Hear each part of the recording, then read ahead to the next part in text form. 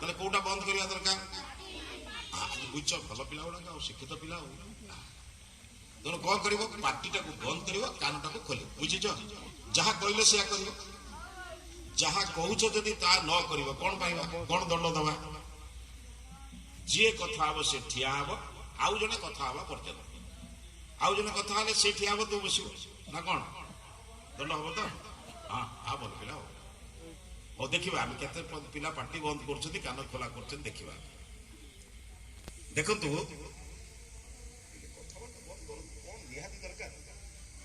ଆଜ୍ଞା ଟିକେ କଥାବାର୍ତ୍ତା ବନ୍ଦ କରନ୍ତୁ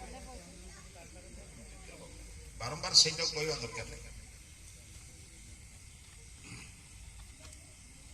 ବନ୍ଧୁଗଣ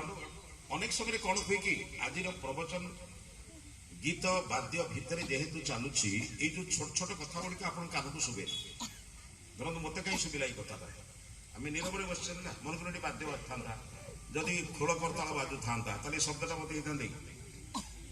କଣ ବୁଝୁଛନ୍ତି କି ତେଣୁ ପ୍ରବଚନର ଧାରା ବର୍ତ୍ତମାନ ଗୋଟେ ପୃଥକ ହେଇଛି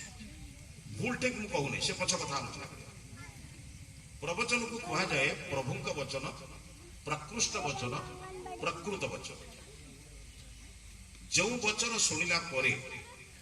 ଯେଉଁ କଥା ଶୁଣିଲା ପରେ ଆମ ଭିତରେ ଥିବା ଅନ୍ଧକାର ଦୂର ହୋଇ ଜ୍ଞାନର ଆଲୋକ ପ୍ରବେଶ କରେ